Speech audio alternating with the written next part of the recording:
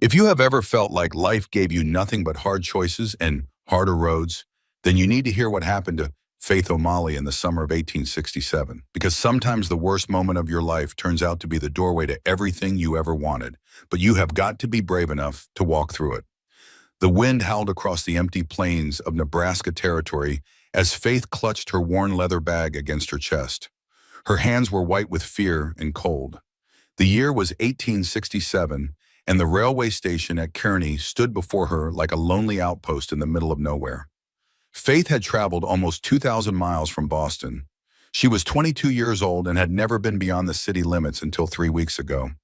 Now she stood on this dusty platform in a place so different from home that it might as well have been the moon. The advertisement had been simple enough. Successful rancher seeks bride of good character. Passage paid. Correspondence welcome. It had been her only option after her parents died last winter. The influenza had taken them both within days of each other. They left Faith with nothing but debts and a rented room she could no longer afford. No family, no prospects, no future in Boston except maybe the factories or worse. So she had answered the advertisement from Mr. Harrison Caldwell, a cattle rancher in Nebraska territory who claimed to be looking for a wife to help him build a life on the frontier.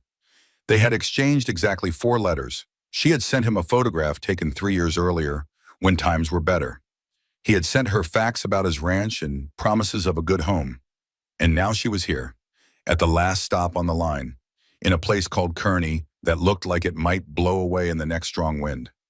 "Last stop, Kearney," the conductor bellowed as the steam engine hissed and groaned to a halt. "Everybody off who is getting off." Faith descended carefully from the train car. Her simple blue calico dress whipped around her ankles in the prairie wind.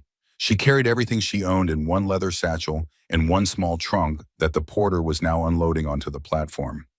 Around her, other passengers hurried off to meet family or friends or business partners. But Faith stood alone, scanning the platform for the man who was supposed to be her husband, the man whose face she had never seen except in her imagination. One poem, the other passengers departed, the platform emptied. The train prepared to continue west, and Faith felt a cold dread settling into her stomach like a stone. Had Mr. Caldwell forgotten? Had he changed his mind? Had the whole thing been some kind of cruel joke? She was about to approach the station master to ask for help when she noticed something strange. At the far end of the platform, slumped against a wooden bench, was a man in fine clothes, a black coat, expensive boots, the kind of outfit that spoke of money and success, but something was terribly wrong. Even from a distance, Faith could see that the man was not just resting. His face was pale as paper, and there was a dark stain spreading across his vest. Faith hurried toward him, her heart pounding. As she got closer, she could see the stain was blood. Far too much blood. "Sir," she called out, dropping to her knees beside the bench. "Sir, are you all right?" The man's eyelids fluttered open. His eyes were as blue as a summer sky, but they were clouded with pain. He looked at Faith for a long moment, as if trying to focus. "Miss O'Malley?" he rasped, his voice barely audible over the wind. Faith froze. "Yes. How did you know my name?" A weak smile crossed his pale face. "Harrison Caldwell. Not exactly the reception I had planned for my bride-to-be." Faith felt her world tilt sideways. This dying man was Harrison Caldwell. This was her future husband. The man she had traveled 2,000 miles to marry, and he was bleeding to death right in front of her before they had even said a proper hello. "You are wounded," Faith said, though it was obvious. She could see now that the blood was coming from somewhere on his left side. "What happened?" "Ambushed," Harrison managed between labored breaths. "On the way here, they took my horse, left me for dead." Faith's mind raced. She had come all this way, used the last of her money for the journey, burned every bridge in Boston, and now her future husband was dying on a train platform in the middle of Nebraska territory. "We need to get you to a doctor," she said firmly, trying to sound more confident than she felt. Harrison shook his head weakly. "No doctor in town today. My ranch, 6 miles north. My foreman would know what to do." 6 miles, Faith repeated. She looked at Harrison's pale face and the spreading bloodstain. "But you cannot possibly ride in this condition." Harrison's eyes drifted closed. Then I suppose this is where we part ways, Miss O'Malley. Sorry to have wasted your time. Something fierce rose up in Faith's chest. She had not traveled almost 2,000 miles to give up now.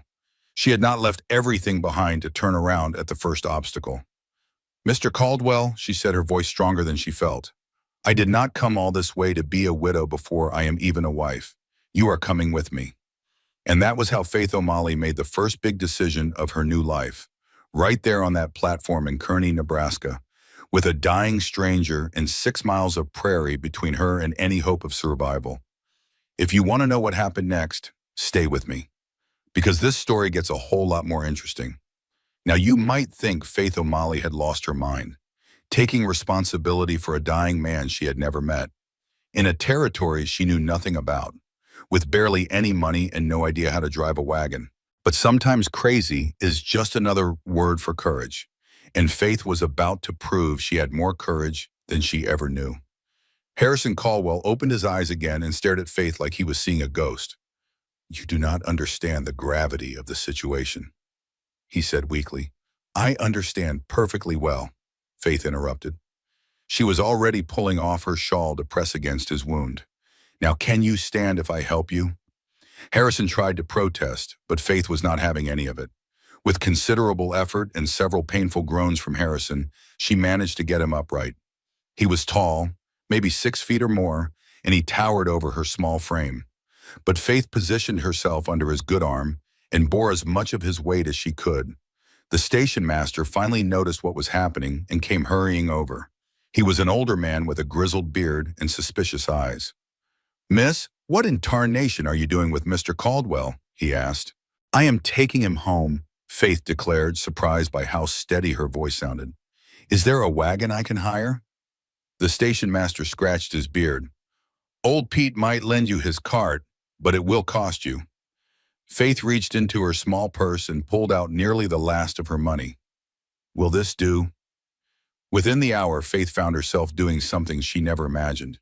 She was driving a rickety old wagon north along a rutted dirt road with a dying man laid out in the back. The sun beat down without mercy. Dust coated her throat and stung her eyes. But Faith pressed on, following Harrison's weak directions. Left at the split oak, Harrison mumbled at one point. His voice was so quiet, Faith almost missed it over the creaking of the wagon wheels. Hold on, Mr. Caldwell, Faith urged, glancing back at his pale face. Just hold on. We are almost there. She had no idea if they were almost there or not. She had no idea if Harrison would survive the journey. All she knew was that giving up was not an option.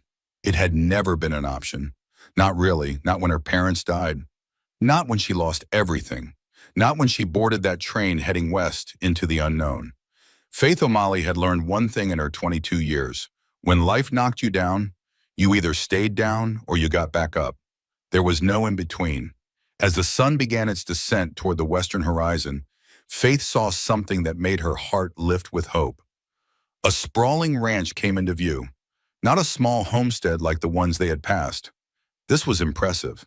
A handsome 2-story house, several outbuildings, vast stretches of fenced land dotted with cattle. So Harrison Caldwell had been telling the truth. He really was a successful rancher. This really was going to be her new home, if she could just get him there alive. As the wagon approached, a man emerged from one of the outbuildings. He was weathered and lean, with a thick mustache and a pistol on his hip. His hand moved toward that pistol until he recognized who was in the wagon. Then he broke into a run. Mr. Caldwell, the man shouted. Sweet Jesus, what happened? The man introduced himself as Frank. He was the ranch foreman, and within minutes of Faith explaining what had happened, Frank had called for help. Several ranch hands appeared, and together they carefully carried Harrison into the house. Faith followed close behind. The interior of the house took her breath away. Polished wood floors, tasteful furniture, real glass in the windows, evidence of prosperity everywhere. But Faith had no time to admire her surroundings. She followed the men upstairs to what was clearly Harrison's bedroom. Someone ride for Dr. Simmons in Platte City, Frank ordered. One of the younger hands immediately departed. Faith stood by anxiously as they laid Harrison on the large bed. Then she rolled up her sleeves and looked at Frank with determination. I need hot water, clean cloths, and whiskey, she announced. Frank raised an eyebrow. Begging your pardon, miss, but who exactly are you? Faith O'Malley, she replied. Mr. Caldwell's mail-order bride, and right now I am the closest thing to medical help he has got until that doctor arrives. A look of understanding crossed Frank's weathered face. Well, I will be damned. He was supposed to meet you at the station today. He nodded to one of the other men. Get the lady what she needs. For the next several hours, Faith worked over Harrison's wound. Her mother had been a midwife back in Boston. Faith had assisted her many times. She knew the basics of cleaning and dressing wounds. She knew how to recognize when bleeding was slowing or speeding up. She knew that infection was the real killer, not the initial injury. By the time Dr. Simmons arrived late that night, Harrison was resting more comfortably. The bleeding had slowed to a seep. His color was slightly better, though still far too pale. Dr. Simmons was a gruff, older man who examined Harrison thoroughly. Then he turned to Faith with something like respect in his eyes. You did good work, Miss O'Malley, he said, real good work. Another hour without attention and he would have bled out for certain. Will he recover, Faith asked. It was the question that had been burning in her mind for hours. The doctor sighed heavily. Hard to say. He is young and strong, which works in his favor. But he lost a lot of blood, and infection is always a risk in wounds like this. He handed Faith a small brown bottle. Laudanum for the pain, 2 drops every 4 hours, no more than that, and keep the wound clean. Change the dressing twice a day. After the doctor left, Frank showed Faith to a guest room, but she refused. She insisted on staying by Harrison's bedside. Frank did not argue. He just brought her a comfortable chair and some blankets.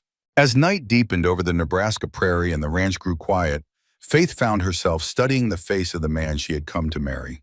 Harrison Caldwell was handsome, strong jaw, straight nose, thick brown hair that curled at the temples. Even pale and wounded, there was something compelling about him. You have to live, Mr. Caldwell, Faith whispered in the darkened room. I have come too far to lose you now. The next 3 days passed in a blur. Faith barely left Harrison's side except to wash and change clothes. She administered the laudanum precisely as the doctor ordered. She changed his dressings. She bathed his forehead when fever set in, and she talked to him constantly, even when he could not respond. She told him about Boston, about her parents, about her journey west. She figured if Harrison was going to be her husband, he might as well start learning about her, even if he was too unconscious to remember any of it. Frank proved to be a godsend. He kept the ranch running smoothly. He made sure Faith had everything she needed, and he explained the cattle business to her in bits and pieces whenever she took breaks from nursing. Faith discovered she liked Frank. He was straightforward and honest. No nonsense, but kind underneath the weathered exterior. He reminded her of the dock workers back in Boston who had been friends with her father. On the second day, Frank brought her a simple meal of beef stew and fresh bread. Faith ate hungrily, suddenly realizing she had barely touched food since arriving.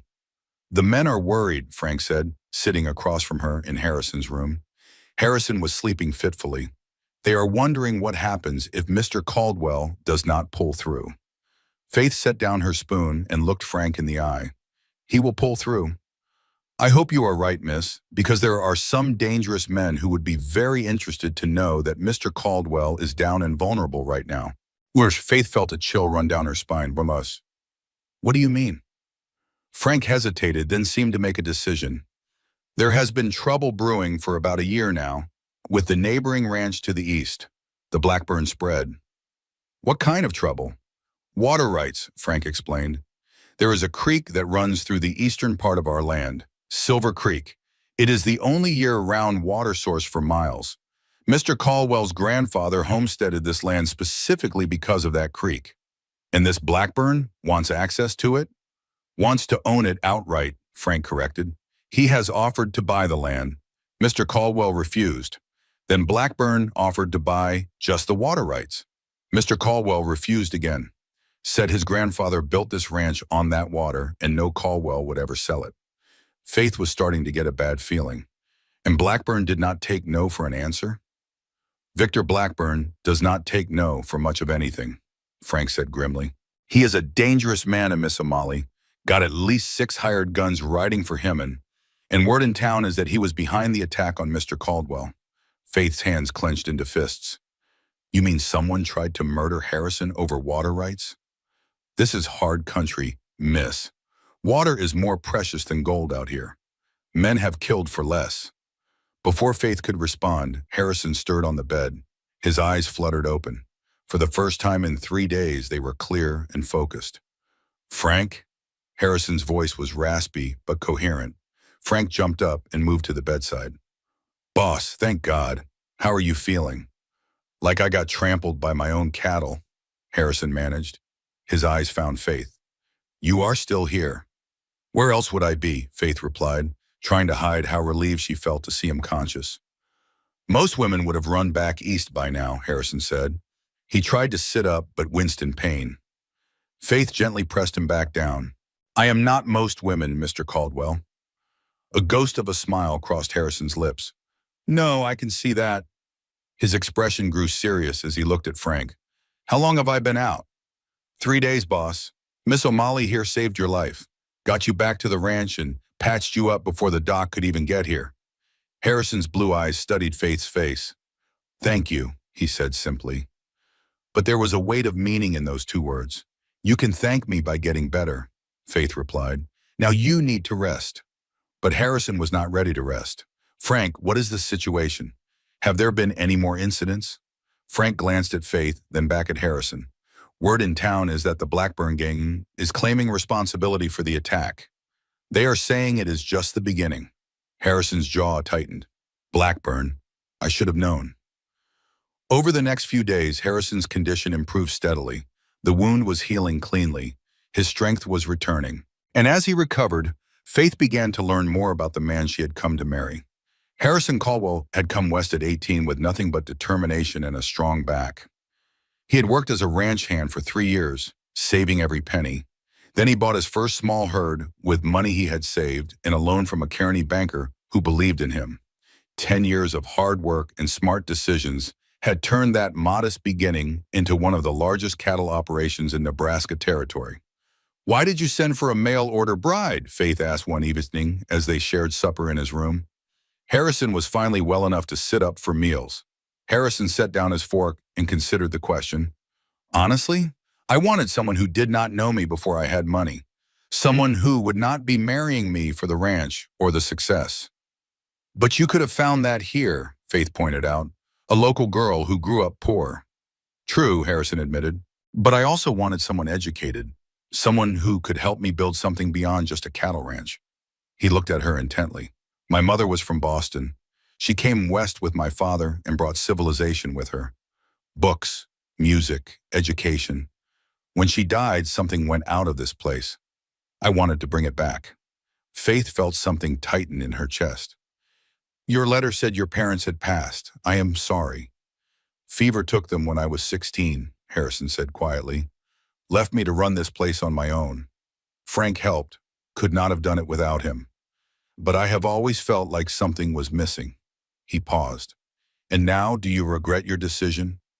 Coming all this way only to find a dying man and a territory full of danger. Faith thought about the question seriously. Did she regret it? 3 weeks ago, she had been desperate and alone in Boston with no future. Now she was in Nebraska territory nursing a wounded rancher who might or might not become her husband. It was not what she had imagined, but somehow it felt right. No, she said finally, I do not regret coming here. Not yet, anyway.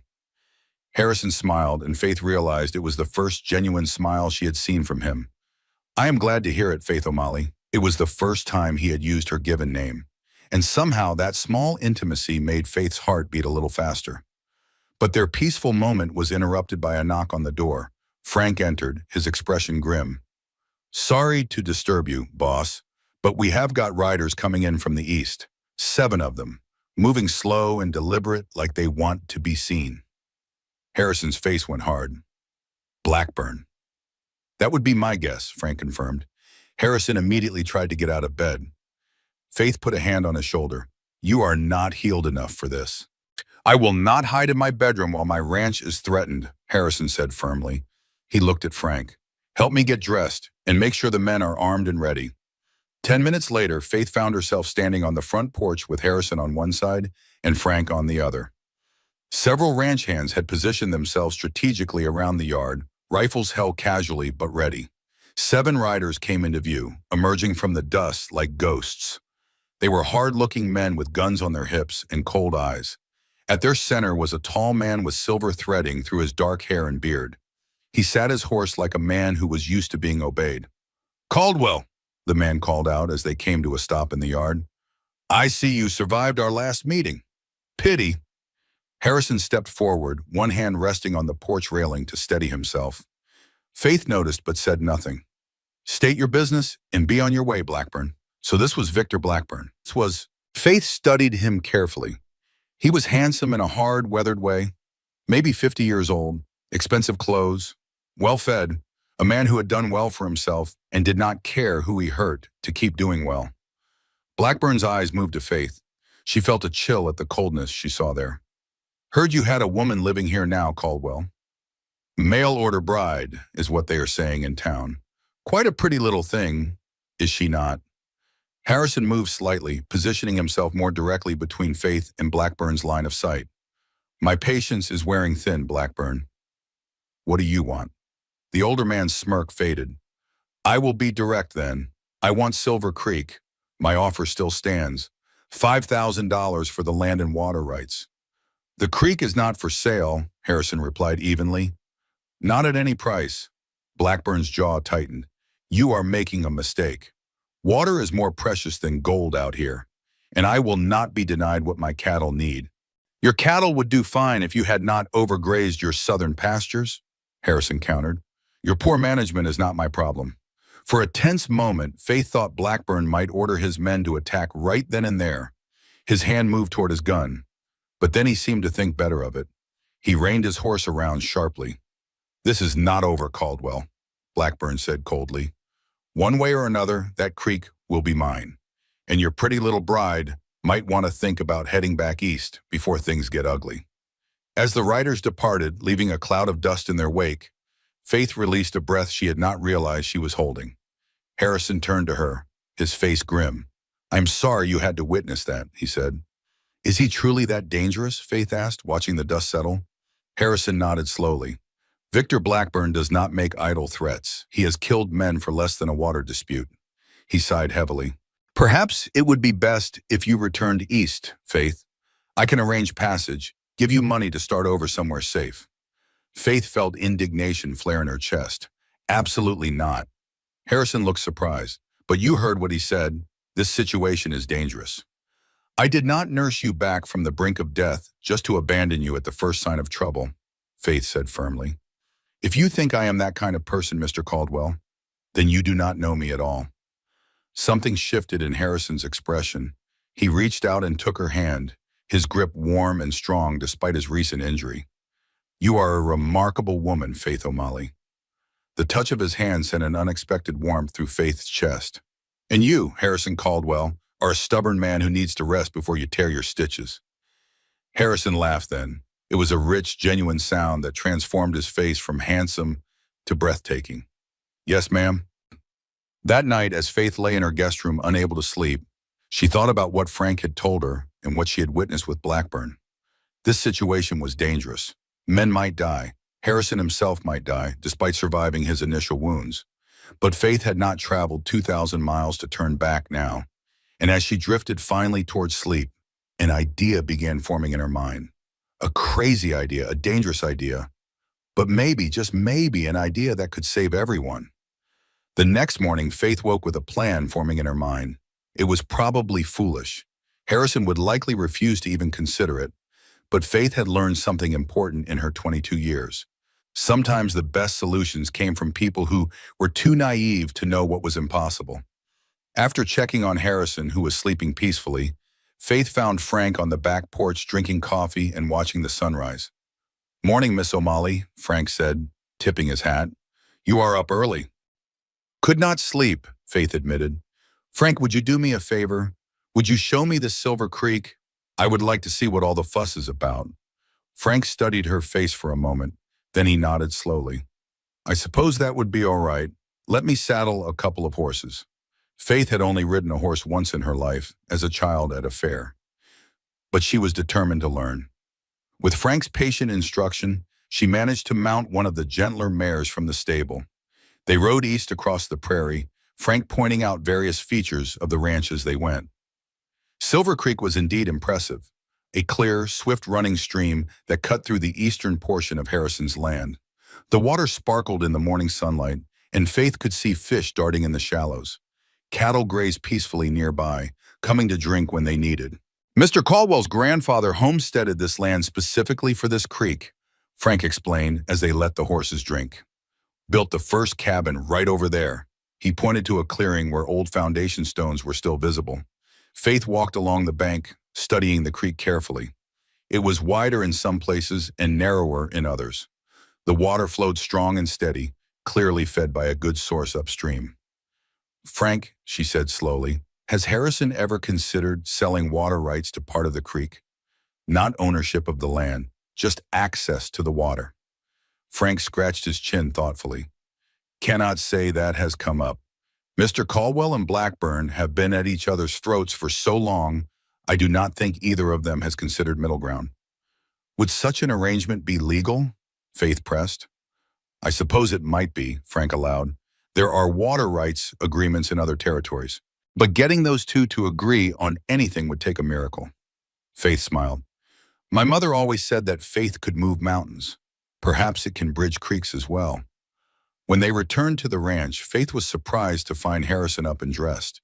He was in his study reviewing ledgers, though he still moved carefully. "You went riding," Harrison said, looking up as Faith entered. There was surprise in his voice, but also something like approval.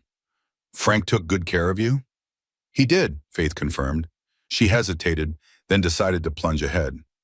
"Harrison, I wanted to talk to you about the situation with Blackburn."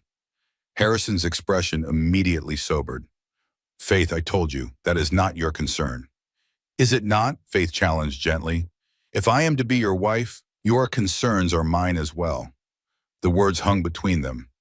They had not directly discussed marriage since Harrison's injury. Both seemed content to exist in an undefined space between strangers and betrothed. But now Faith had put it out there plainly. Harrison closed his ledger slowly. "What were you thinking?" Faith sat down across from him and outlined her idea. A legal agreement allowing Blackburn limited water rights to a specific portion of Silver Creek, in exchange for a fair annual payment and a complete cessation of hostilities. Harrison would retain ownership of the land and control of the creek. Blackburn would get what his cattle desperately needed. "He gets water for his livestock, and you keep your land," Faith concluded. "It seems like a reasonable compromise." Harrison leaned back in his chair, his blue eyes studying her face intently. "Blackburn is not a reasonable man, Faith." "Perhaps not," Faith acknowledged. "But is protecting your pride worth risking your life? Worth risking the lives of your men?" A flash of irritation crossed Harrison's features. "This is not about pride." "Is it not? At least partly?" Faith pressed. She leaned forward earnestly. "Harrison, I am not suggesting you surrender. I am suggesting you negotiate from a position of strength. On your terms, before this conflict escalates into bloodshed." Harrison was silent for a long moment. Faith could see him thinking, weighing her words against his own stubborn nature. Finally he spoke, his voice measured. "I will consider it, but I make no promises." It was the best Faith could hope for. She rose to leave, but Harrison caught her hand, keeping her in place. "Thank you," he said softly, "for caring enough to speak your mind." The sincerity in his eyes made Faith's heart skip a beat. That is what partners do, is it not? Harrison's thumb traced gentle circles on the back of her hand, sending warmth up her arm. "Is that what we are? Partners?" Faith swallowed, suddenly very aware of how close they were standing, of the way Harrison was looking at her. "I would like us to be." Harrison's gaze dropped to her lips. For a breathless moment, Faith thought he might kiss her. Her first real kiss. She found herself wanting it more than she had expected. But instead, Harrison released her hand and stepped back. "I have some things to attend to. We will talk more at supper." Faith nodded, trying to hide her disappointment as she left the study. She reminded herself that they barely knew each other. Whatever was growing between them needed time to develop properly. That evening at supper, Harrison brought up the subject again. I have been thinking about your proposal regarding Silver Creek, he began, setting down his fork. You make a compelling case, it. Faith tried not to appear too eager. You will consider negotiating with Blackburn? I will do more than consider it, Harrison replied. I have asked Frank to deliver a message to Blackburn, proposing a meeting in town the day after tomorrow, at the bank with Mr. Winters as witness. Relief washed over Faith. That is wonderful news. Harrison's expression remained serious. Do not celebrate yet. Blackburn may refuse, or he may try to turn the meeting to his advantage. But it is a start. It is more than a start, Faith insisted. It is a chance for peace at Bayama. Harrison's features softened as he looked at her across the table. Your optimism is refreshing, if somewhat at odds with the realities of this territory. Someone has to believe in better possibilities, Faith replied with a smile. Otherwise, what is the point of building a life out here? Something shifted in Harrison's expression. A vulnerability appeared behind his usual reserve. Is that what you want, Faith? A life out here? The question caught her off guard. She thought about Boston, about everything she had left behind, about the uncertain future she faced. And she thought about the last week, about nursing Harrison back to health, about learning to ride, about standing up to Blackburn, about feeling useful and needed and alive for the first time in months. I think I could be happy here, she answered honestly. The land has its own kind of beauty, and the people have been kind for the most part. And what about us? Harrison asked quietly. Could you be happy as my wife? Faith's heart raced. We have known each other such a short time. That is true, Harrison acknowledged. But I feel I know your character, Faith O'Malley. You are brave and intelligent and compassionate. When most women would have fled at the first sign of trouble, you stayed. You fought for my life, for this ranch, even for peace with my enemy. He reached across the table to take her hand. I will not rush you. If you need more time before we make our arrangement official, I understand. But I want you to know that I would be honored to have you as my wife. Tears pricked at Faith's eyes. It was not the romantic proposal she might have dreamed of as a girl. But there was something deeply moving about Harrison's straightforward honesty, about the respect and admiration in his voice. I would be honored as well, she replied, her voice barely above a whisper. But perhaps we should see this business with Blackburn settled first, one challenge at a time. Harrison nodded, squeezing her hand gently. Agreed, one challenge at a time. The following day was filled with preparations. Harrison spent hours with his lawyer, an older man named Peterson, who rode out from Kearney at Harrison's request. Together they drafted a formal agreement outlining the proposed water rights arrangement. Meanwhile, Faith threw herself into learning the workings of the ranch household. The housekeeper, Mrs. Bell, was a kind woman who seemed delighted to have another female presence in the house. She taught Faith about managing supplies, overseeing meals for the ranch hands, and the 1,000 other details that kept a large household running smoothly. Faith discovered she had a natural aptitude for organization. Soon she was helping Harrison sort through correspondence and invoices that had piled up during his convalescence. You have a head for figures, Harrison remarked as they worked together in his study. Better than mine, I dare say.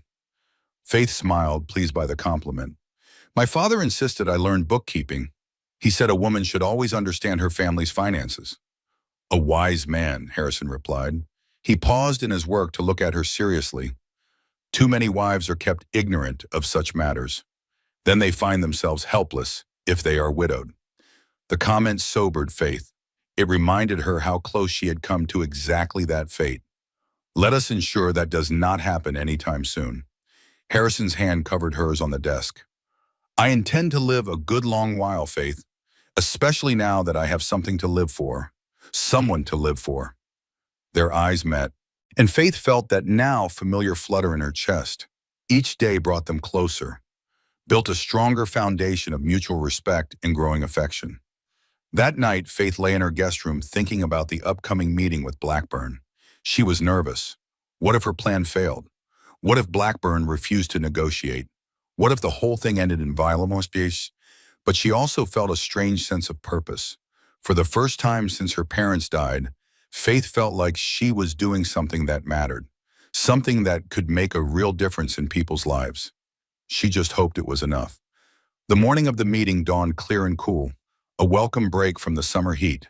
Faith helped Harrison dress in his finest suit, a black jacket with matching vest and crisp white shirt. He moved almost normally now, though she noticed he still favored his left side slightly. "You do not have to come," Harrison said, as they prepared to leave for town. "This could turn unpleasant." Faith shook her head firmly. "I will be at your side, Harrison." They rode into Kearney together. Frank and two ranch hands accompanied them as a precaution. The town was busier than Faith remembered from her arrival 2 weeks earlier. Wagons crowded the main street. Riders tied their horses at various hitching posts. The sound of hammers rang from a new building under construction. The bank stood at the north end of town, an imposing brick building that spoke of the area's growing prosperity. Inside, they were greeted by Mr. Winters, a portly man with impressive mutton chop whiskers and a nervous demeanor. "Mr. Caldwell, Miss O'Malley," he said, ushering them into a private office. "Mr. Blackburn has not yet arrived." "We are early," Harrison replied, checking his pocket watch. "He will come." True to Harrison's prediction, Victor Blackburn arrived precisely on time. He was accompanied by a thin man in a dusty black suit who was introduced as his lawyer. If Blackburn was surprised to see Faith present, he hid it well. He merely inclined his head in a cursory greeting. Mr. Winters took his place at the head of the table. Harrison and Faith sat on one side, Blackburn and his lawyer on the other. Frank remained standing by the door, his hand never straying far from his holstered pistol. "Gentlemen," Winters began nervously, "we are here to discuss a potential agreement regarding water rights to Silver Creek. Mr. Caldwell has prepared a proposal." Harrison slid a document across the table. "Access to the eastern bend of the creek for your cattle, Blackburn. Legal documented rights that cannot be revoked so long as you abide by the terms." Blackburn's eyes narrowed as he scanned the document. "And what are these terms?" "An annual payment of $500, Harrison replied. "No damming or diversion of the water. Access limited to a quarter-mile stretch, and a complete cessation of all hostilities between our ranches." Blackburn's lawyer whispered something in his ear. Blackburn waved him away impatiently. "And if I find these terms unacceptable, then we leave here today no better off than we arrived," Harrison said evenly. "And you can explain to your men and your cattle why your pride is worth more than their survival." Blackburn's face flushed with anger. "You dare lecture me on pride, Caldwell, after you nearly died rather than sell me that creek?" Faith felt tension crackling in the room like electricity before a storm. Harrison's jaw was tight, his patience clearly wearing thin. Before he could respond with something that might derail the whole negotiation, Faith spoke up.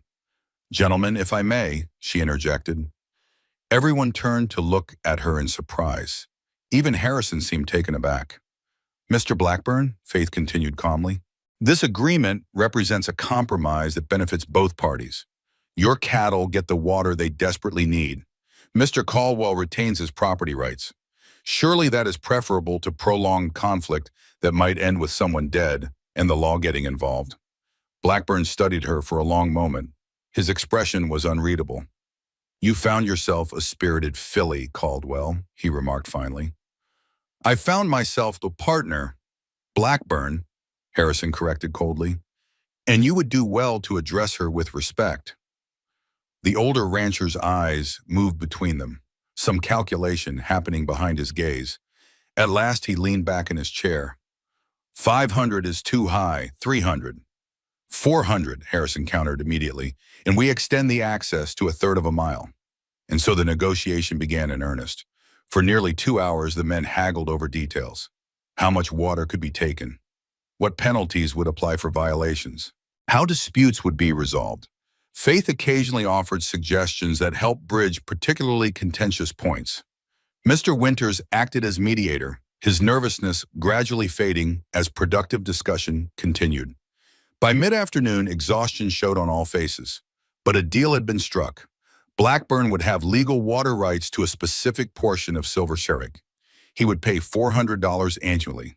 There were strict provisions to prevent overuse or pollution of the water. And most importantly, both parties agreed to cease all hostile actions. As the final document was being prepared for signatures, Blackburn addressed Faith directly for the first time. Miss O'Malley, you have a way of finding middle ground where men see only battle lines. Caldwell is fortunate to have you. Faith inclined her head graciously. Thank you, Mr. Blackburn. I hope this agreement marks the beginning of more peaceful relations between your properties. Blackburn's laugh was short and harsh. Let us not get carried away, miss. But I suppose shooting Caldwell would be bad business now that I am paying him for water rights. It was not exactly a promise of friendship, but it was better than open warfare. Once the documents were signed and witnessed by Mr. Winters, Harrison rose to shake Blackburn's hand, the traditional gesture sealing their agreement. Faith watched with satisfaction as the two former enemies completed the ritual. As they left the bank and stepped into the afternoon sunlight, Faith felt a weight lift from her shoulders. The danger was not completely gone. She was not naive enough to think one agreement solved everything. But it was a start, a real chance at peace. We should celebrate, Harrison declared as they mounted their horses. Dinner at the hotel before we return to the ranch. Faith smiled, happiness bubbling up inside her. That sounds lovely. The Kearney Hotel's dining room was the finest establishment in town. White tablecloths covered the tables. Real glass filled the windows. A luxury this far west. Harrison ordered a bottle of champagne, a rare indulgence in the territory. To new beginnings, he toasted, raising his glass to Faith. She clinked her glass against his. And to middle ground. The champagne was sweet and fizzy on her tongue. Faith had never tasted anything quite like it. As they dined on remarkably tender beefsteak and potatoes, Harrison reached into his jacket pocket and withdrew a small velvet box. Faith's breath caught in her throat as he placed it on the table between them. I purchased this in Omaha last month, Harrison explained. His voice held an uncharacteristic nervousness. Before I wrote to you accepting your reply to my advertisement, I was not sure when the right moment would be to offer it, but after today I do not want to wait any longer. With trembling fingers, Faith opened the box. Inside was a delicate gold ring, set with a small but perfect diamond. The stone caught the light and threw tiny rainbows across the white tablecloth. Harrison, it is beautiful, Faith breathed. Faith O'Malley, Harrison said softly, taking her hand in his. You came west to marry a stranger. You ended up saving my life in more ways than one. You brought peace where I only want conflict. You brought hope where I felt only stubborn pride. He paused, his blue eyes intense on hers. Will you do me the honor of becoming my wife? Not because of an arrangement or a contract, but because I have grown to care for you deeply, because I cannot imagine building a future without you in it. Tears blurred Faith's vision as she nodded. Yes, she whispered. Yes, I will. Harrison slipped the ring onto her finger. It fit perfectly, as though it had been made for her. Around them, other diners had noticed the romantic scene unfolding. They broke into spontaneous applause. Faith laughed through her tears. Harrison stood and pulled her gently to her feet. And right there in the middle of the Kearney Hotel dining room, he kissed her. Really kissed her for the first time. His lips were warm and firm on hers. The kiss was tender, but held a promise of deeper passion to come. When they finally pulled apart, both were breathless. Faith touched her lips in wonder. Her first real kiss, and it had been everything she never knew to hope for. As they rode back to the ranch in the gathering dusk, Faith could not stop glancing at the ring on her finger. Its gold band caught the last rays of sunlight. Beside her, Harrison rode tall and strong, showing little sign now of his recent brush with death. When shall we be married? Faith asked as the ranch came into view. Harrison smiled over at her. As soon as you like. The circuit preacher comes through Kearney every third Sunday. He will be here in 10 days. 10 days, Faith repeated. It seemed both impossibly soon and not soon enough. That hardly gives us time to prepare. We could wait longer if you prefer, Harrison offered. Send to Omaha for a proper wedding dress, perhaps. Faith thought about it, then shook her head. No, I do not want to wait. 10 days is perfect. And so it was decided. In 10 days, Faith O'Malley would become Faith Caldwell. In 10 days, the mail-order bride would officially become a rancher's wife. In 10 days, her new life would truly begin. But first, there was a wedding to plan. The next week and a half passed in a wonderful whirlwind of activity. Word spread quickly through the county that Harrison Caldwell was marrying his mail-order bride. and preparations for the wedding took on a life of their own. Women from neighboring ranches appeared at the Caldwell homestead offering help and advice. Mrs. Bell coordinated everything with the efficiency of a military general. The ranch hands built tables and benches for the feast that would follow the ceremony. And Faith found herself swept up in a wave of hospitality and kindness that made her feel truly welcome for the first time. Mrs. Cooper from the neighboring ranch to the west arrived with her 3 daughters. They brought fabric and sewing supplies to help Faith alter one of her better dresses into something suitable for a bride. "It is not fancy," Faith apologized as she showed them the dark blue dress she had brought from Boston. "I could not afford anything elaborate." "Nonsense," Mrs. Cooper declared. She was a sturdy woman with kind eyes and capable hands. "We will make this beautiful. You just wait and see." And they did. Over the next several days, the women worked magic with needle and thread. They added lace to the collar and cuffs, took in the waist to better show Faith's figure, created a small train that would trail behind her gracefully. By the time they finished, the dress had been transformed into something truly special. "You will be the prettiest bride Nebraska Territory has ever seen," Mrs. Cooper's youngest daughter declared with the confidence of youth. Faith looked at herself in the mirror and barely recognized the reflection. The dress was lovely, but more than that, she looked happy. There was color in her cheeks, light in her eyes.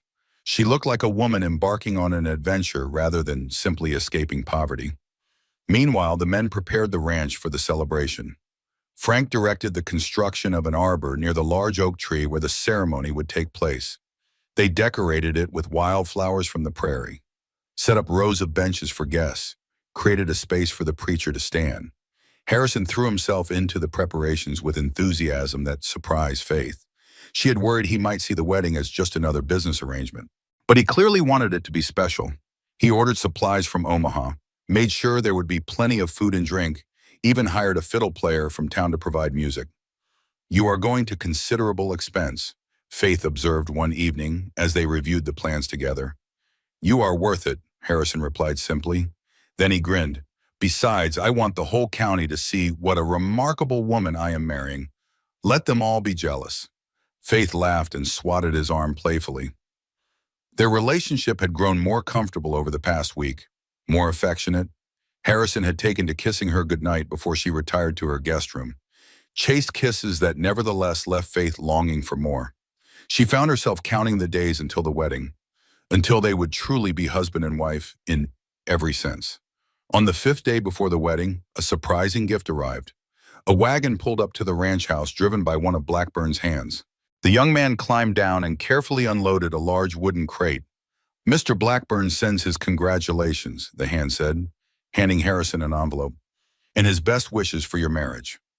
After the man departed, Harrison opened the crate to reveal a beautiful silver tea service.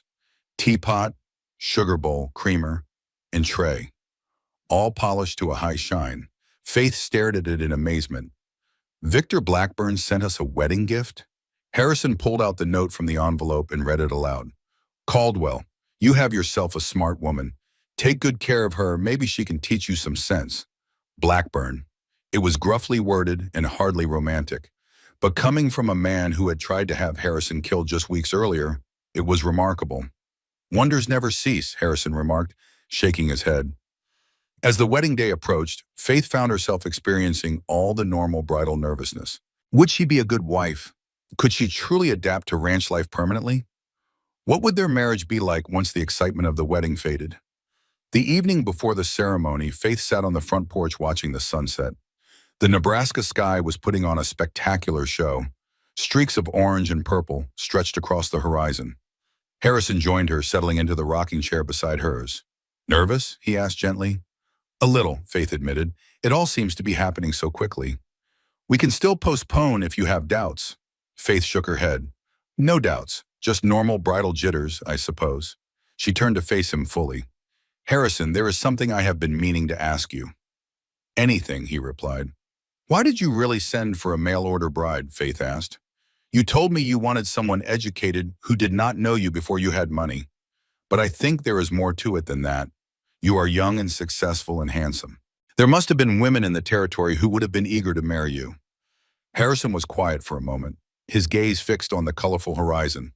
When he finally spoke, his voice was soft with memory. There were, he acknowledged, local girls whose fathers saw me as a good match, widows looking for security, even a school teacher from back east who came out here looking for adventure. So why none of them? Harrison turned to look at her directly. Because I wanted to choose my own path, not have it chosen for me by circumstance or social pressure. And because my mother was from Boston, she followed my father west with dreams and determination. She brought grace and education to this rough place. She made our cabin a home filled with books and music and laughter. His voice grew thick with emotion. When she and my father died, something went out of this place. I wanted to bring it back. I wanted someone who reminded me of what she built here. Faith felt tears prick her eyes. I wish I could have known her. She would have liked you, Harrison said. He reached over and took Faith's hand. She valued courage and intelligence above all else, and you have both in abundance. They sat together in comfortable silence as the sun disappeared below the horizon and stars began appearing one by one in the darkening sky. Faith felt a deep sense of rightness, of belonging. This was where she was meant to be, with this man, in this place. Tomorrow, you will be a Caldwell, Harrison said softly. In a way, you will be carrying on my mother's legacy too. Faith squeezed his hand. I hope I can live up to that. You already have, Harrison replied. He brought her hand to his lips and pressed a gentle kiss to her knuckles. More than you know. The morning of the wedding dawned clear and bright. Faith woke early, her stomach fluttering with a mixture of excitement and nervous anticipation. Mrs. Bell and Mrs. Cooper arrived before breakfast to help her prepare. They drew a bath and helped her wash her hair. Then they styled it with wildflowers gathered fresh that morning. The blue dress fit perfectly, and when Faith looked at herself in the mirror, she hardly recognized the elegant woman staring back. You look beautiful, Miss Faith, Mrs. Bell declared with satisfaction. Mr. Caldwell will not know what hit him. The ceremony was set for noon. As the hour approached, Faith remained sequestered in the house while guests began arriving. She watched through the window as neighbors and friends gathered, even some people from town that Faith had never met. Harrison stood beneath a flower-covered arbor looking magnificent in his black suit. His hair was neatly combed, his face freshly shaved, and even from a distance, Faith could see he was smiling. At precisely noon, Frank knocked on her door. Time, Miss Faith, he announced. Mr. Caldwell is waiting. Taking a deep breath, Faith descended the stairs. She stepped out onto the porch. A hush fell over the gathered crowd. All eyes turned toward her, but Faith saw only Harrison, standing beneath that arbor, his face illuminated with pure joy as she walked toward him. Frank escorted her down the aisle that had been created between the benches, and when he placed her hand in Harrison's, Faith felt her nervous flutter transform into certainty. This was right. This was where she belonged. The preacher was a kindly older man with a well-worn Bible. He led them through the traditional ceremony with warmth and dignity. When it came time for the feuds, Harrison's voice rang out clear and strong. I, Harrison Caldwell, take thee, Faith O'Malley, to be my wedded wife, to have and to hold from this day forward, for better, for worse, for richer, for poorer, in sickness and in health, to love and to cherish till death do us part. Faith repeated the sacred words, her heart so full she thought it might burst. When Harrison slipped a second gold band onto her finger to join her engagement ring, happy tears spilled down her cheeks. By the power vested in me, the preacher concluded with a smile, I now pronounce you husband and wife. You may kiss your bride. Harrison drew Faith into his arms. His lips met hers in a tender, heartfelt kiss that promised a lifetime of love and partnership. Around them, the guests erupted in cheers and applause, and Faith O'Malley became Faith Caldwell. The celebration that followed the wedding ceremony lasted well into the evening. Tables groaned under the weight of food, roasted beef, fresh bread, vegetables from neighboring gardens, pies and cakes that the local women had spent days preparing. There was laughter and music and dancing as the whole community came together to celebrate. As the sun began to set, painting the prairie sky in shades of gold and pink, Harrison found Faith sitting at one of the tables. She was watching the dancers with a contented smile on her face. He offered his hand. Mrs. Caldwell's a aunt, he said, and Faith felt a thrill at hearing her new name. May I have this dance? I thought you would never ask, Mr. Caldwell, Faith replied, placing her hand in his. As they moved together in the fading light, Faith marveled at how much her life had changed. 1 month ago, she had been a desperate orphan boarding a train to marry a complete stranger. Now she was the wife of a man she had grown to admire and love, the mistress of a prosperous ranch, surrounded by people who had welcomed her as one of their own. Happy? Harrison murmured close to her ear. More than I ever thought possible, Faith replied truthfully. Later, as the last guest departed and the ranch hands began clearing away the remnants of the celebration, Harrison swept Faith into his arms. What are you doing? She gasped, laughing. Carrying my bride across the threshold, Harrison replied with a grin. It is tradition. Inside, the house was quiet and cool after the bustle of the day. Harrison carried Faith upstairs, but instead of going to his bedroom, their bedroom now, he stopped at a door at the opposite end of the hall. Close your eyes, he instructed. Faith complied, her curiosity piqued. She heard the door open, felt Harrison guide her forward a few steps. Now look, he said softly. Faith opened her eyes to find herself in a beautiful study. Bookshelves line one wall, filled with volumes both practical and literary. A graceful desk stood before a window that offered a sweeping view of the prairie. Comfortable chairs were arranged near a small fireplace. This was my mother's room, Harrison explained. She used to write letters to her family back east here, read during the long winter evenings. I thought you might like a space of your own, a place to write or read or just think. Faith turned to him, deeply moved by the gesture. It is perfect, Harrison. Thank you. He tucked a strand of hair behind her ear, his touch tender. I want you to feel this is truly your home, Faith. Not just a place you ended up because of circumstance. It already feels like home, Faith assured him, rising on her toes to kiss him. Because you are here. Harrison's arms tightened around her, and his kiss deepened, conveying all the longing and love that had been building between them over the past weeks. When they finally parted, both were breathless. Perhaps, Faith suggested with newfound boldness, you should show me to our bedroom now. Harrison's eyes darkened with desire. As my wife commands. That night, as the moon rose over the Nebraska prairie, Faith and Harrison discovered each other in the most intimate way, their bodies joining as their hearts and lives already had. It was tender and passionate and occasionally awkward in the way of all first times. But through it all was a deep sense of rightness, of two people finding where they belonged. Afterward, as Faith lay in the circle of Harrison's arms, she felt a profound sense of peace, of home. I never expected this, Harrison murmured against her hair. When I sent for a mail-order bride, I hoped for companionship, perhaps eventually affection. I never imagined I would find love. Faith propped herself up on one elbow to look at him. Do you love me, Harrison Caldwell? His hand cupped her cheek. With all my heart, Faith Caldwell. From the moment you refused to let me die on that railway platform, I think a part of me began to love you. Faith kissed him softly. And I love you, my stubborn, honorable, wonderful husband. The days turned to weeks, and weeks to months. Faith and Harrison settled into married life with surprising ease. The rhythm of the ranch dictated much of their routine. Early mornings checking on the cattle, busy days managing the household and business, peaceful evenings spent together reading or talking or simply enjoying each other's company. Faith took to ranch life with natural adaptability. Her intelligence and practical nature served her well in her new role. She learned to ride properly, eventually graduating from the gentle mare to a spirited young horse she named Hope. She helped Harrison keep the books and manage correspondence.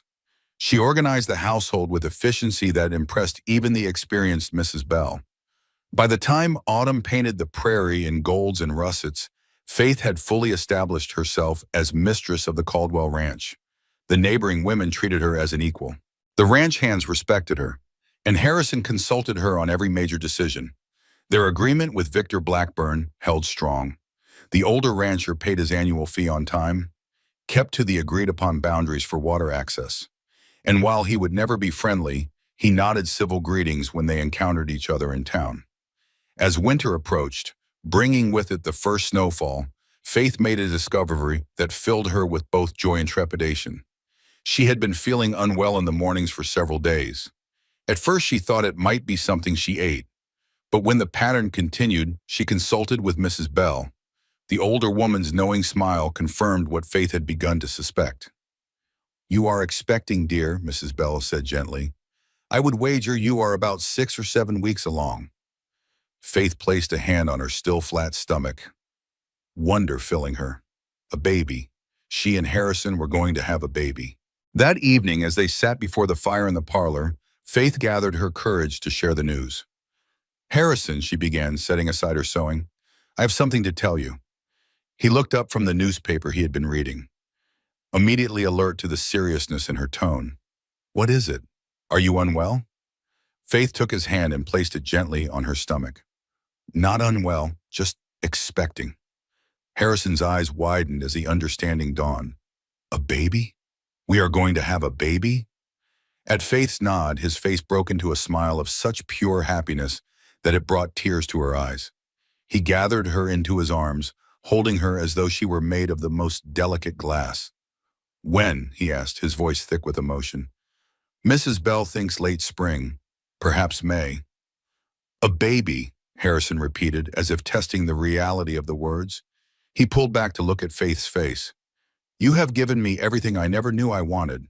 A partner, a love, and now a child." Faith laughed through happy tears. "I believe you had something to do with it too." Harrison kissed her tenderly. "I suppose I did at that."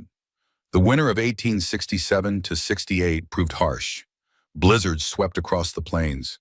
Temperatures fell to bitter lows. Snow piled high against the house. But inside the Caldwell home, warmth and love flourished. As Faith's body changed with the growing life inside her, Harrison's devotion only deepened. He insisted she rest frequently, took on additional household responsibilities without complaint, spent hours planning improvements to the ranch for their expanding family. He converted a room next to their bedroom into a nursery, built a beautiful cradle from oak wood, ordered supplies from Omaha for the baby's arrival. Faith had never felt more cherished, more loved, more at home. Spring arrived late that year, the snow reluctant to yield to the warming sun, but by April, new grass was greening the prairie. Calves were being born to the cattle, and Faith's belly was round and obvious beneath her dresses. The women of the county rallied around her with gifts and advice. Hand-knitted blankets appeared, tiny gowns and soft fabrics, practical suggestions for managing childbirth in the early days of motherhood. On a warm afternoon in early May, as Faith sat in her study writing a letter to an old friend in Boston, the first pains began. She had been expecting them, had been prepared by Mrs. Bell and the midwife from town, but the reality was still startling in its intensity. Harrison was checking the new calves when a ranch hand rode out to fetch him. He returned at a gallop, practically leaping from his horse before it had fully stopped. "Faith," he called as he burst through the door. "Upstairs," Mrs. Bell replied calmly. "And do not you go charging in there like a bull, Mr. Caldwell. These things take time." The labor was long and difficult.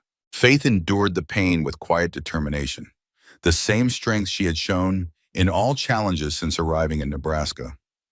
Harrison paced the hallway outside their bedroom, flinching at each cry that escaped through the door, praying more fervently than he ever had in his life.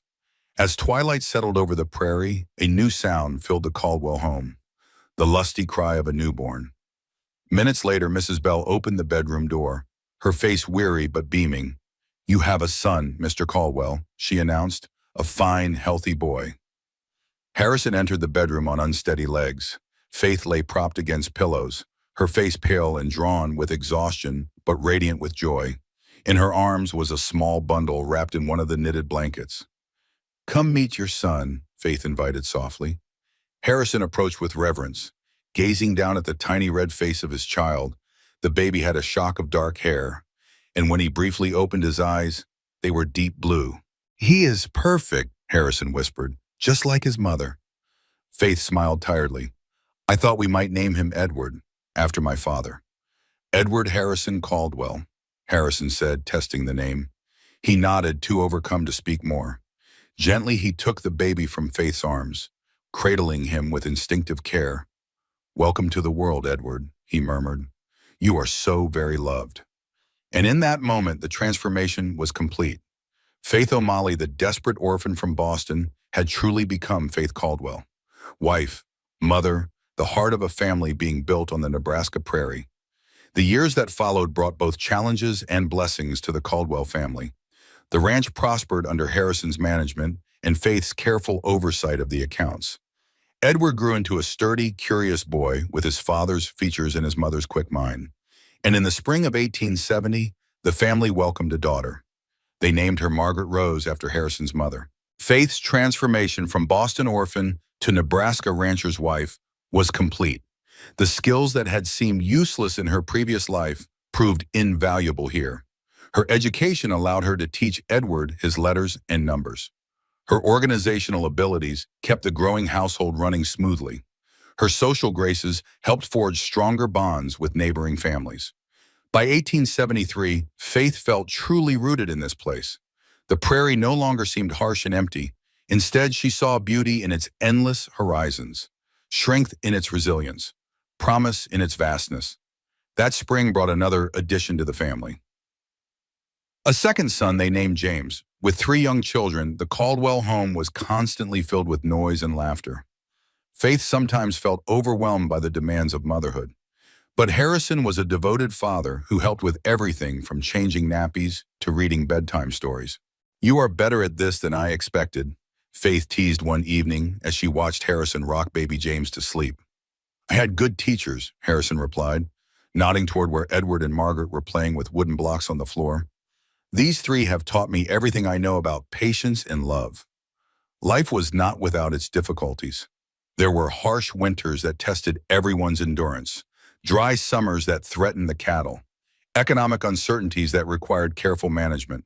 But through it all, Faith and Harrison faced challenges together as true partners. The agreement with Victor Blackburn continued to hold. The older rancher had proven surprisingly reliable. He paid his fees on time, respected the boundaries, even sent gifts when Edward was born and again for Margaret and James. Relations between the 2 ranches would never be warm, but they had achieved something rare in the territory: peaceful coexistence. Faith often thought about that day at the bank, when she had spoken up and suggested compromise. It had been bold, perhaps even reckless for a woman who barely understood the situation. But it had worked, and she had learned an important lesson. Sometimes the best solutions came from unexpected places. As 1876 turned to 1877, Faith realized with some amazement that she had been in Nebraska for nearly 10 years. A full decade had passed since she stepped off that train in Kearney, since she found Harrison dying on the platform, since she made the choice that changed everything. The Caldwell Ranch had grown into one of the most respected operations in the state of Nebraska. Their herd numbered in the thousands. Their land had expanded through strategic purchases. The original 2-story house had been enlarged to accommodate their growing family and the occasional guest. Faith had established a small school on the ranch, teaching not just her own children, but also the children of their workers. She organized social gatherings that brought the scattered community together. She supported Harrison through every decision and challenge, and through it all, their love had only grown deeper. One evening in late winter, as Faith sat in her study reviewing the household accounts, Harrison came in carrying 2 train tickets. "What are these?" Faith asked, looking up in surprise. "A trip," Harrison announced with a smile. "Back to Boston. I thought you might like to show the children where you came from. Visit the places of your youth." Faith stared at the tickets. Boston. She had not thought about Boston in years, had barely even thought of herself as someone from Boston. This was her home now. Nebraska, the prairie, this ranch. But the idea of showing her children the city where she had been born held unexpected appeal. "Are you certain we can afford the time away?" she asked. "Frank can manage the ranch for a month," Harrison assured her. "And the children are old enough now to appreciate the journey. Edward is 9, Margaret is 7. Even James at 4 will remember something of it." Faith looked at the tickets again, then at Harrison's hopeful face. "When do we leave?" 2 weeks. That gives us time to prepare." The journey east was an adventure. Edward and Margaret pressed their faces to the train windows, exclaiming over every new sight. James dozed in Faith's lap, occasionally waking to ask questions in his high piping voice. As they traveled, Faith told them stories about her parents, about growing up in Boston, about the day she boarded a different train heading west into the unknown. "Were you scared?" Margaret asked, her brown eyes wide. "Terrified," Faith admitted honestly. "But sometimes you have to be brave, even when you are scared, especially when you are scared." Boston was both familiar and strange. The city had grown in 10 years. New buildings crowded the skyline. The streets seemed narrower and more chaotic than Faith remembered. But some things were unchanged. The common where she had played as a child, the church where her family had worshipped, the school where she had been educated. They visited her parents' graves in the old cemetery. Faith laid flowers and told the children about their grandparents, how her father had been a merchant, how her mother had been a midwife who helped bring babies into the world, how they had loved her and wanted the best for her even though circumstances had left them with nothing to give. "They would have been so proud of you," Harrison said softly, his arm around Faith's shoulders as they stood before the simple headstones. "I hope so," Faith replied. She squeezed his hand. "I hope they know I found my way." They toured the city over the next several days, showed the children the sights, visited Faith's old neighborhood, though the boarding house where she had last lived was gone, replaced by a new building, attended a performance at a proper theater, which left Edward and Margaret wide-eyed with wonder. But as the days passed, Faith found herself missing Nebraska, missing the open spaces, the clean prairie wind, the stars that seemed close enough to touch on clear nights, the community of neighbors who had become family. On their final evening in Boston, they dined at a fine restaurant. After the meal, Harrison and Faith walked along the harbor while the children stayed at the hotel with a hired nanny. The salt air was sharp and cold. Ships rocked at anchor, their rigging clanking in the breeze. "Any regrets?" Harrison asked quietly, "about leaving all this behind?" Faith looked around at the bustling waterfront, the well-dressed crowds, the trappings of Eastern civilization. Then she thought about home, about the ranch, about the life they had built together. "Not a single one," she replied with complete certainty.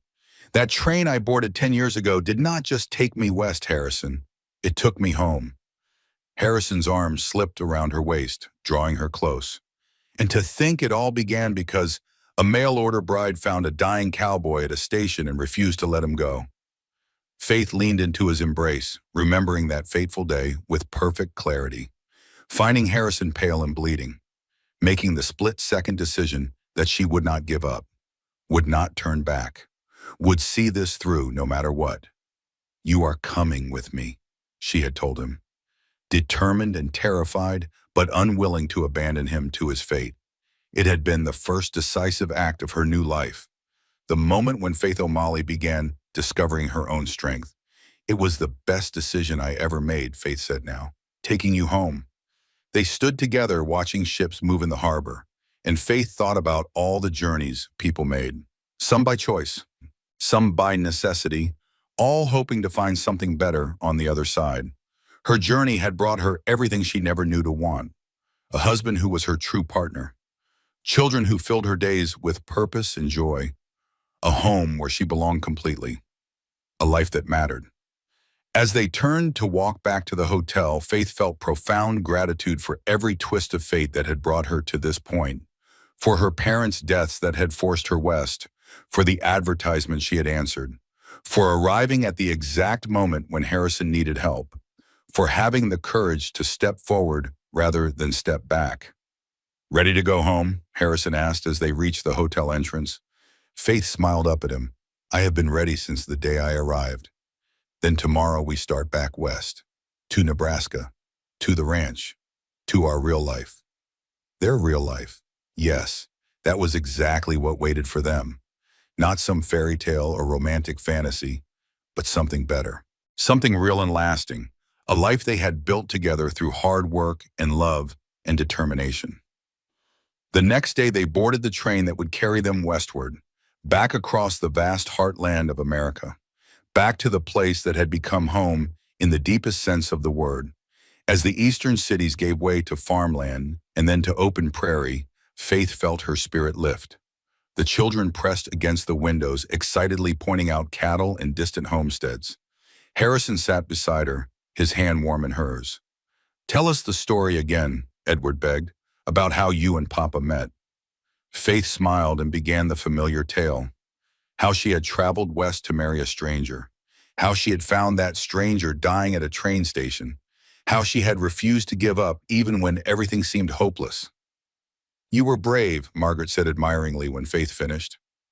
"I was desperate," Faith corrected gently. But sometimes desperation and bravery look very similar. The important thing is what you do in those moments, whether you run away or stand your ground. "And you stood your ground," James added, proud of his mother. "Yes," Faith agreed, meeting Harrison's eyes across the space between their seats. "I stood my ground." The train pulled into Kearney on a bright afternoon in late April, 10 years almost to the day since Faith had first arrived at this same station. As they stepped onto the familiar platform, Faith felt emotion swell in her chest. So much had changed, and yet the basics remained the same. The wind still howled across the prairie. The station still stood as a lonely outpost. But now Faith knew this place. It was no longer frightening or foreign. It was simply home. Frank was waiting for them with a wagon. His weathered face broke into a rare smile when he saw them. "Welcome back, Mrs. Caldwell, Mr. Caldwell, and look how big these young ones have gotten." Edward immediately began peppering Frank with questions about the ranch. Margaret climbed into the wagon with practiced ease. James needed to be lifted up, but then settled happily beside his sister. As they drove north toward the ranch, Faith drank in the sight of familiar landscape. The rolling prairie, the distant herds of cattle, the homesteads of neighbors. Everything was greening up beautifully after the winter. Wildflowers dotted the grass, the sky arched overhead, impossibly blue and vast. "I forgot how big the sky is here," Faith murmured. "The sky is the same everywhere," Harrison replied with amusement. "No," Faith disagreed. "Here you can actually see it. Back east, buildings block the view. But here there is nothing between you and infinity." When the ranch house came into view, all three children let out excited shouts. Even baby James, who had been too young to remember their departure, now recognized home. Mrs. Bell came hurrying out to greet them, wiping flour from her hands onto her apron. "Thank goodness you are back," she declared, embracing Faith warmly. "This place has been far too quiet without you all." Over the next few days, Faith and Harrison settled back into ranch life. Harrison rode out with Frank to inspect the cattle and check on spring calving. Faith threw herself back into household management and teaching the children. Everything felt wonderfully normal and right. One evening about a week after their return, Faith and Harrison sat together on the back porch watching the sunset. The children were in bed. The ranch was quiet except for the distant lowing of cattle and the chirp of crickets. "It is good to be home," Harrison said contentedly. "Yes," Faith agreed. She leaned against his shoulder. "Though Boston was interesting to visit, I realized something important during that trip." "What was that?" "That home is not about a place," Faith explained. "Not really. Home is about people, about love, about belonging." She turned to look at him. "I could be happy anywhere as long as you and the children were there. But I am especially happy here, where we built our life together." Harrison kissed the top of her head. "You have given me more than I ever dreamed possible, Faith. A family, a real home, a reason to keep building and growing rather than just existing." They sat in comfortable silence as darkness fell and stars began appearing. Faith thought about the past 10 years, about everything they had survived and achieved together, the challenges they had faced, the joys they had shared, the family they had created. "Do you ever wonder what would have happened if things had gone differently?" Faith asked. "If I had arrived an hour later and you had already died? If I had panicked and run back east? If Blackburn had refused to negotiate?" "Sometimes," Harrison admitted. "But then I remember that we make our own fates through the choices we make. You chose to help a dying stranger, chose to fight for a chance at life together, chose to find peace rather than fuel conflict. Those choices mattered more than any twist of fate." Faith nodded. It was true. She could have made different choices at any point, could have given up, could have run away, could have stayed silent during that tense meeting at the bank. But she had not. She had chosen to act, to risk, to hope. "I am glad I found you that day," Faith said softly. "I am glad you refused to let me die," Harrison replied with a smile. They laughed together. Then Harrison pulled Faith closer. "Thank you," he said seriously, "for everything, for saving my life, for building this home, for giving me our children. for being my partner in all things. Thank you for giving me a reason to be brave, Faith replied, for seeing my worth when I barely saw it myself, for building a life with me. As they rose to go inside, Faith paused to take one last look at the prairie stretching away in all directions. This land had seemed so harsh and empty when she first arrived, but now she saw it clearly. Saw the strength required to survive here, the resilience of plants and animals that adapted to extremes, the beauty and simplicity and vastness. She had adapted too, had grown strong in ways she never imagined, had become someone she barely recognized from that desperate girl who boarded a train in Boston with nothing but hope and determination. And she had found everything she never knew to dream of. The years continued to unfold with their mixture of ordinary days and extraordinary moments. Edward grew tall and strong, showing aptitude for the cattle business that made Harrison proud. Margaret developed a love of books and learning that reminded everyone of Faith. James proved to be the adventurous one, always exploring and asking questions about everything he encountered. The Caldwell Ranch continued to prosper, became known throughout Nebraska not just for quality cattle, but for fair dealing and community spirit. Faith's school expanded to serve more neighboring children. Harrison served on the town council in Kearney, helping guide the growing community toward a more civilized future. Victor Blackburn grew old and eventually passed his ranch to his son. The younger Blackburn proved less hostile than his father. The agreement over Silver Creek held strong through the years, becoming a model for how water disputes could be resolved peacefully. As 1887 approached, marking 20 years since Faith had arrived in Nebraska, the family planned a celebration, not just for the anniversary, but for everything the past 2 decades had represented. Growth, prosperity, family, community. Edward was now 19 and courting the daughter of a neighboring rancher. Margaret was 17, already helping Faith teach at the school. James was 14 and showing signs of inheriting his father's business sense. On the actual anniversary, Faith woke early. She slipped out of bed quietly so as not to wake Harrison. Then she walked outside to watch the sunrise from the front porch. The prairie stretched before her, endless and beautiful. In the distance, she could see cattle grazing peacefully. Closer to the house, the garden she had planted years ago bloomed with flowers and vegetables. Everything spoke of life and growth and permanence. Could not sleep? Harrison's voice came from behind her. Faith turned to see her husband emerging from the house. He was 50 now, with silver at his temples and lines around his eyes. But to Faith, he was just as handsome as the day she first saw him. More so perhaps because now she knew everything behind those features. The character and strength and love. I was just thinking about everything, Faith replied as Harrison joined her. 20 years ago today, I stepped off a train in Kearney, terrified and alone, with no idea what I would find. And you found a dying man instead of the life you had hoped for, Harrison just said with a smile. No, Faith corrected gently. I found exactly the life I hoped for. It just did not look like what I expected. They stood together watching the sun rise over their land, their home, the legacy they had built together through hard work and love and unwavering partnership.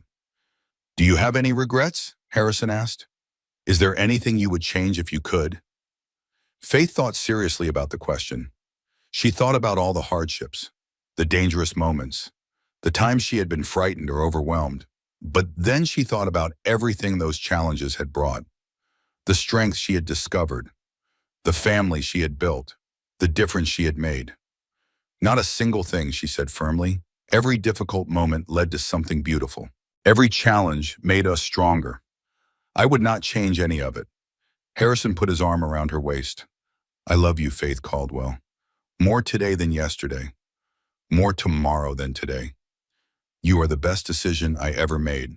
Second best, Faith teased. The best decision was sending for a mail-order bride in the first place. True, Harrison laughed.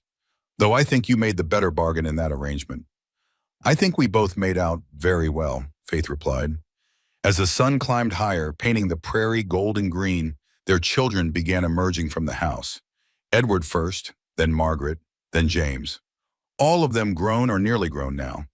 All of them strong and capable young people, ready to face their own futures. Tell us the story, Margaret requested as they all settled on the porch together, about how you and Papa met.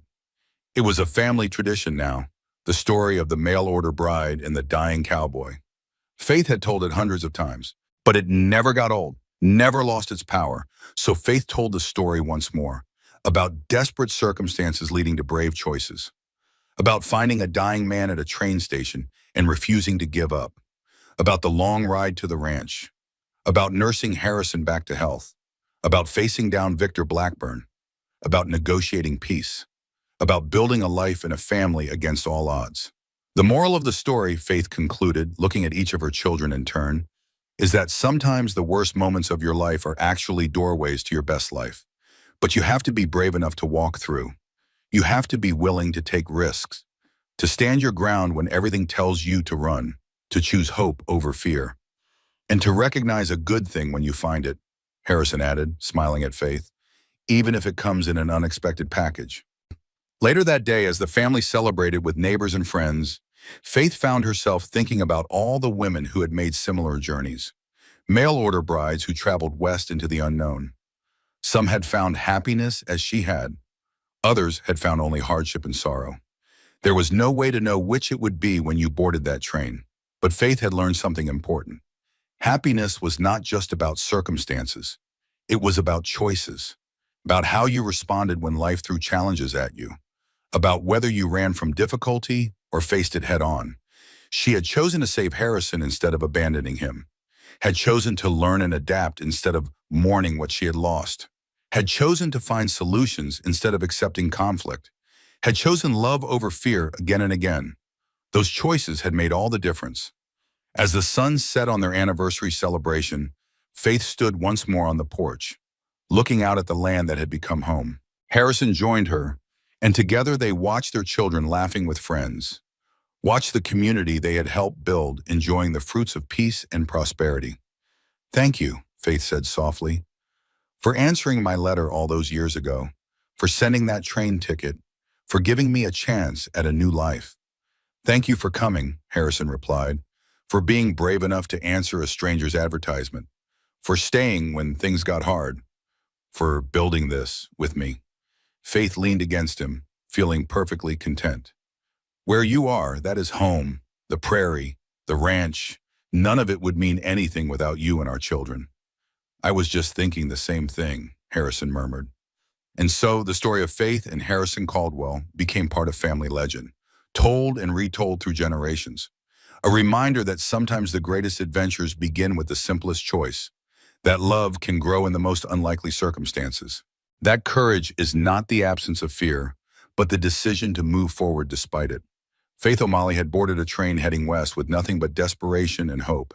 She had found a dying man at a railway station and refused to let him go. And in that moment of decision, she had found everything: home, love, purpose, family, a legacy that would endure long after she was gone.